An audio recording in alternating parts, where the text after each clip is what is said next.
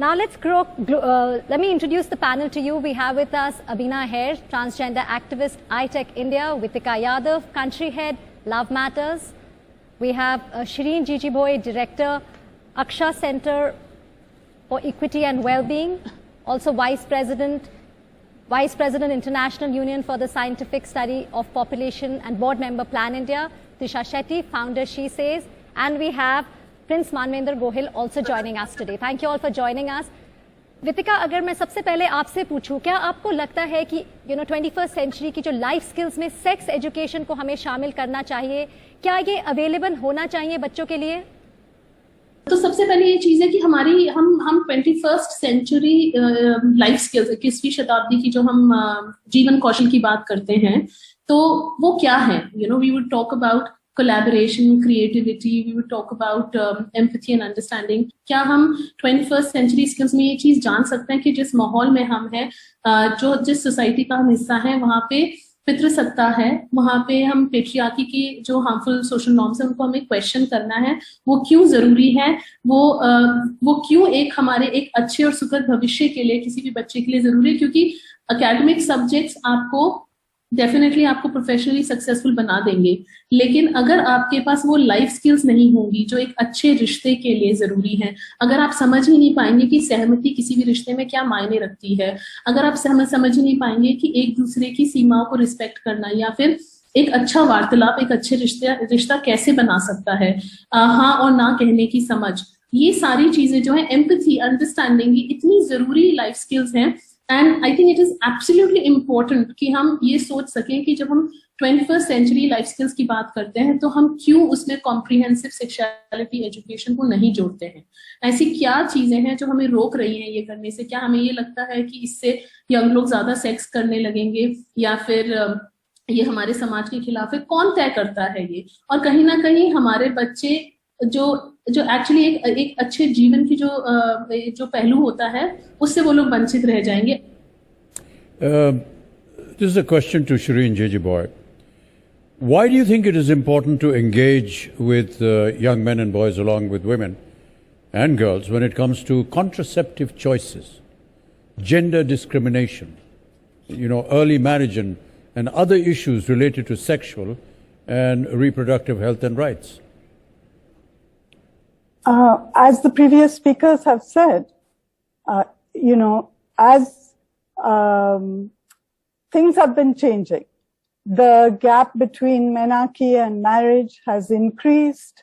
Young people are more exposed to education, to new ideas, to the media, and so on. And so one of those changes is very likely to be increased contraception, increased premarital sex. And I think the problem is that we must, as adults, put away our misconceptions and understand the needs of the young. So let me put this question in context. Currently, about 1 in 5 boys, just less than 1 in 10 girls report premarital sex before they're 20 from the available data. At the same time, over 1/4 of young women marry before they're 18, and many more marry in adolescence. So irrespective of whether we are considering the unmarried or the married, contraception among them tends to be very limited. And knowledge about contraception tends to also be limited. So among sexually active unmarried adolescents, hardly any may want to become pregnant. Yet less than 1 in 5 is using any method of protection, any method of contraception. And clearly this is exposing them to the risk of infection, to the risk of unwanted pregnancy. Among the married, many young couples want to delay or postpone their first pregnancy, but very few managed to do that. And the unmet need for contraception then is much higher among them. So whether or not they have sex is really not a question that should preoccupy us as adults. Rather, what's important is to know and to ensure that if and when it happens, it's informed, it's safe, and it's wanted. But there are, of course, many obstacles that young people face from us as parents and from other adults in their lives. Right. I'd like to ask a question to Trisha Shetty. Ma'am, you launched She Says in the year 2015, and we believe it's a platform that aims to educate, rehabilitate, empower women to take direct action against sexual assault in India. You know, in the last 5 years, have we been able to see any changes? Yes, because for us, change is 2 steps forward, 5 steps back, 1 step forward, 2 steps back. But for the families that we work with on ground, even that 1 step forward means everything to them. We had a case of a child less than 10 years of age who had been raped. And it took us over 3 years of running from police stations to courtrooms and helping the family on ground to later get a 10-year conviction. Now, the law says these cases under the POCSO Act, which is Prevention of Sexual Abuse Against Children, must be tried within a year. But this is in a metropolitan city like Mumbai, where we just don't have the infrastructure. So you can imagine how bad it is in other rural pockets. It took over 3 years to get a guilty sentence. But 3 years later, we did get a 10-year conviction. So that makes all the difference for the family, because I distinctly remember what the father told me. He said, the person who raped my child had also sexually abused other kids, which I found out later. Had others reported him, my child would be safe. But now it ends with my child. He will not be in a position where he abuses other children. So it depends on the context, you know. Do things change? You don't do this work to get medals, awards, to see assured wins. You do this work and you show up every single day because the most vulnerable and marginalized families show up. People from rich, upper class societies don't show up to ask for justice. We still live under the burden of societal shame. Ghar ki baat ghar pe rakho, log kya kahenge. It is the most poor who show up and fight for justice for all of us. So when they show up, we have a sense of obligation to also show up and fight. And you don't fight to win, you fight because you must. And just to put also things in context with the previous question you asked about sex education, how does it help? You know, if you live in Bombay, Mumbai, Delhi, you are very well living under the climate crisis repercussions, right? The climate has been the way we've never seen it before. The 2 most cost-effective solutions to fight the climate crisis is investing in young girls' education and sexual and reproductive healthcare rights, which is what we do as an organization. We go into schools, colleges, and teach all genders about consent, about their rights, how to take action, should they be subject to some sort of abuse. Because in most cases, over 97% of cases of abuse, the abuser is known to the person. When it comes to child sexual abuse, it's over 99% of cases, the abuser is closely known to the person. It's not a stranger in a dark alley. So when abuse is happening within homes, who do you reach out to? Our families don't know how to report this. So this is why we need to strengthen infrastructure. And I'm really glad now governments, institutions, you know, press, media is talking about this in a way where our older generation never got to speak about these things. True. So I'm grateful for you, Amitabh, for, you know, NDTV to have these conversations on mainstream channels, because only through more conversations will we change these cycles of oppression and abuse that we've been carrying on for generations. Sorry, Trisha ji, I think you mentioned a lot of very important factors on the question that I asked. But one of the very concerning factors was the time it took for justice to prevail. A lot of people who go through this trauma are subjected to this time factor. And I'm, well, I don't know if it's okay to mention that, but you know, in the Nirbhaya case, the mother was continuously being called to justify in court on what happened to her daughter.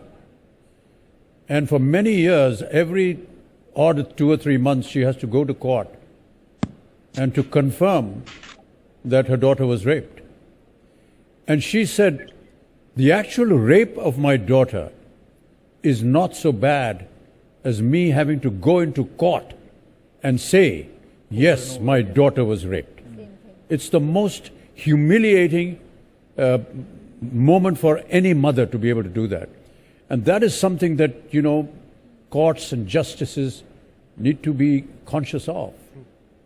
Taapsee, before you, Trisha, before you respond, I want to introduce Taapsee as a new co-host, a subject close to your heart. You've done movies on this. In fact, I have the 2 stars of the very famous. And you know, the point that Trisha was making, we need to be talking about this. So from a time where cinema used to glorify, I mean, this is the sad phase of Indian cinema also, where, you know, sexual oppression was glorified.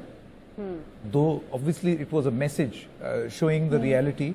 But now what is being highlighted is no means no. At least that's a start. Cinema is also playing its role. I believe you had a question for Trisha. Hi Trisha. I mean, I would love to hear what you to say regarding the questions sir asked. Just in addition to this, we keep talking about what government and society system should do about this particular problem. I want to ask you, what can we do? All of us, what can we do in our daily lives to play a role in keeping our women safe? What can women do actually for each other? Let's start with ourselves first. You know, thank you for bringing up Asha Devi. I remember meeting her, and she had come to Bombay when there was a gruesome rape that had happened in Unnao and Katwa. And she was getting back-to-back calls, you know, and at that point she was tired. And she told her husband, Badri Nath, that I'm tired, you know, let me just take a break. And he said, no, agar meri awaaz sunke logon ko tasalli milti, so I would talk, but they need to listen to your voice. So you speak now, you will rest later. And I asked her later, don't you get tired? How are you able to fight so much? And she said, yes, सुबह उठती हूँ, संघर्ष करती हूँ, रात को थक जाती हूँ, सोती हूँ, वापस सुबह उठती हूँ, संघर्ष करती हूँ, क्योंकि मैं जानती हूँ what is the price my daughter has had to pay and I have had to pay. So it's this deep sense of responsibility to fight for justice from people who have seen the worst of humanity and still showcase the best of their own humanity. So what do? I think have these conversations. First, as women, as gender non-conforming people, own our truth and claim that yes, this happened to me. And if someone listening, it makes them uncomfortable. You know, everyone loves to talk about gender equality. I'm so glad you are talking about the inequality, because you cannot fight for equality without addressing inequality. But when we talk about these things, they say, Arey, it makes me uncomfortable. So it's okay if you're uncomfortable, if it means we will fight for truth and for this to change, for this reality to change. So one, have these honest conversations and hold our own family, hold the men in our own circles to higher standard.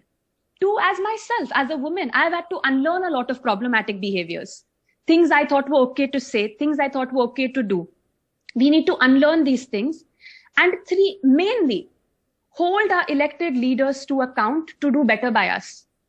Hold our institutions accountable to provide us justice, to make sure we are safe, to make sure that the women's helpline number works across India, to make sure that streets have street lights on it, to make sure that, you know, when you walk down the street, you actually feel safe. We all know what that look is, the tadna, we all know about it.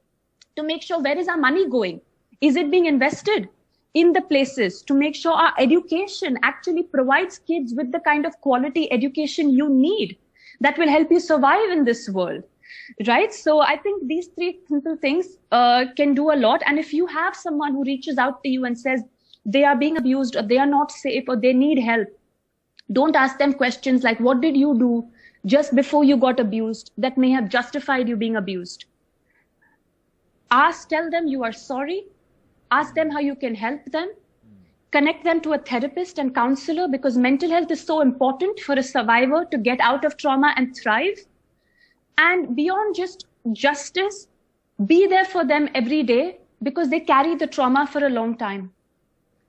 You know, in addition to this, something that I strongly feel that needs to be done is to make sure the girl child gets good, right education right from the beginning. Because I think that is probably the root cause, or a root solution rather, to a lot of problems. So they are aware of what they can ask for, what they deserve. And being mindful of this, just extending the answer to this, what I thought I should be doing rather than questioning and blaming a lot of people, is to make sure I can help in the education of girl child.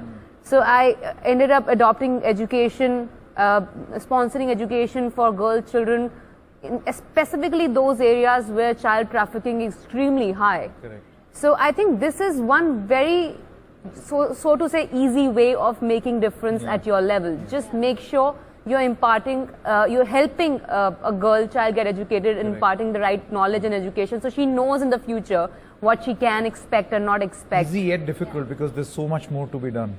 It's just the beginning. It is just the beginning. But all right, my next question for Prince Manvendra Gohil. When we talk of vulnerable communities, the LGBTQ community faces a huge challenge for shelter as well. Now, you have converted your ancestral place in Hanumanteshwar as a shelter home for LGBTQ community. It's called Queer Bagh. I mean, really nice name. Are you seeing more people coming after the legalization of Section 377 and even after COVID-19? And what are the challenges that you see?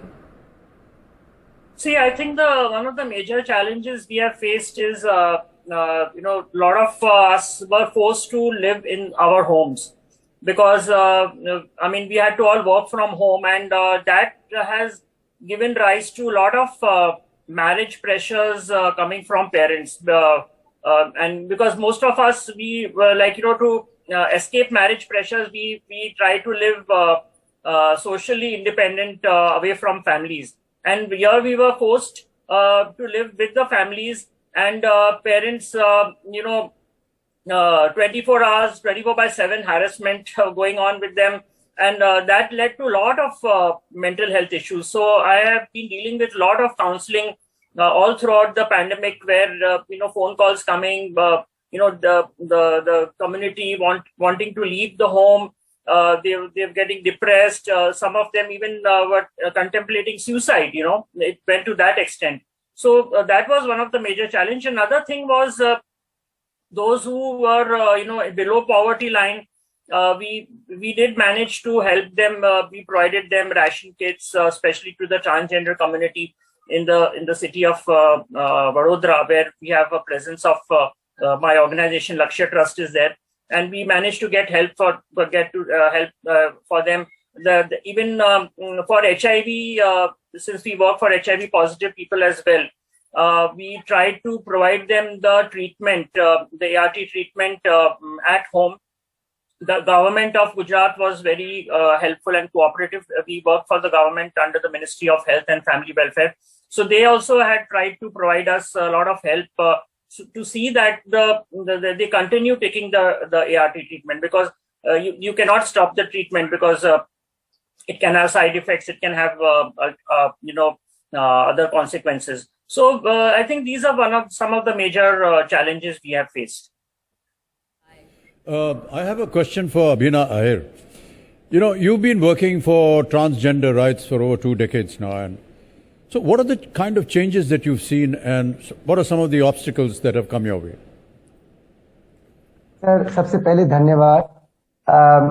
Amit sir, you have been such a big torchbearer in Banega Swasth India, and I think you are transforming the entire universe, of course, India, but I think there's a lot of amplifier effect that is going to go to the other countries also about showing how India is showing leadership from various fraternities.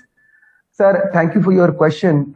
I think we have been fighting for last 2 decades, more than 2 decades on the transgender rights. You know our culture, you know how transgender people were always respected and they were given dignity and they were respected. Over the period of times, after the various invasions that has happened in India, transgender people have struggled a lot. And it took almost 70 years for us. In 2014, actually first time the Supreme Court acknowledged us as a third gender. Before that, we were considered as males only, or trans men were considered as females only. We did not have even identity. Forget about identity card or any other related aspect. I think the biggest issue that we were struggling about, and we are still on sometimes we are struggling on, is inclusion. So I will give an example about it. So now you pick up any newspaper, any data, you will find the COVID cases, you will see how COVID has strongly impacted women. But you will not even find a smallest data on how many transgender people have been died because of COVID. How many transgender people have been affected because of COVID. We are still into the binary sectors and we need to deviate from that. We need to look into the third gender issues very, very seriously. I would like to also tell you the people whom we always consider that they are begging on the streets and why they are doing that. These are the same people actually during the COVID difficult times were there on the streets with the police trying to impose the lockdown. They were the same people who were feeding their neighborhood from the same money that they have earned from the begging. So perspective of people has changed. I think by nature as Indian, we all have our fundamental rights, sir. We have right to education, we have right to employment, social welfare, good health, and at the same time dignity. And I think that has to be held for everybody. We are not talking about the small universe, sir. If you look into the statistical data that are there about the transgender community, the latest mapping which was done on the transgender was in 2011, sir. As per that, there are 5 lakh transgender people and 55,000 transgender children between the age group of 0 to 6 years, sir. And now we are in 2021, sir. The statistical data of the gap of UNAIDS report talks about it that in any developing country, sir, 1% of population will always be identifying as a transgender population. You consider our country, sir, it is 1.3 billion population. At least we are talking about a life of 15 lakh population. And my community is extremely impacted by the health aspect because the transgender community is just not about hijras, but it is an umbrella term. We have transition from male to female, which is called as trans women. We have transition from female to male, which is called as trans men. We have religion-based identities like Jogti, Mangalmukhi, Sivasakti, and we have other identities also. So when we talk about health aspect, because of the precarious condition of the country, lot of our issues are sidelined and not been addressed appropriately. And this is a good opportunity for me to highlight that almost more than 4% of transgender people are living with HIV because their sole income to survive is from begging, badai and sex work. So they are more and the vulnerable. जी मैं आपके पास वापस आऊंगा. इतना vast subject है और इसमें इतना कुछ है करने को कि वो समेटा जाता. Taapsee. See, the focus of the NDTV Dettol Banega Swasth India season this year is to leave no one behind. So, can you tell me how can we ensure the complete inclusion of the transgender community? I think the most important thing about it is that I think we have to focus on the sustainable development goal that we all countries are agreed to. When we talk about no one leaving behind, I think the most important aspect that we have to bring transgender into limelight. We have to put them when it comes to the policy. We have to create reservation for transgender people in various aspects. Transgender people are right now claiming various spaces. Transgender people are doctors, they are entrepreneurs, they are corporate social responsibility people. But vast population, almost 80% of transgender people are still surviving on begging and sex work.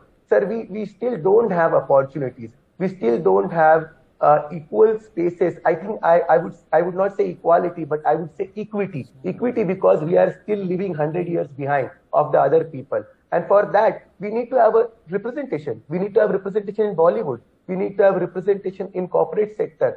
And transgender people are not unintellectual people. It's a huge force. And even, sir, the World Bank report talks about it, that if you include LGBTI people and if you not exclude LGBTI people, there is a huge GDP loss that will almost 1.7 billion loss that can cause to the Indian economy, and that's the published report. I feel important for us to talk about health for transgender people under Ayushman Bharat. We need to have infrastructure for transgender people, because right now in the medical fraternities don't know that when a transgender person is going to be undressed, what are they supposed to look into it. Medical curriculums are not supportive enough for transgender people. We need to bring that aspect into that. We need to have a special ward for transgender people right now. Even the gender neutral washrooms, even if you go to the such kind of facilities, and stigma at the healthcare facility is very, very high.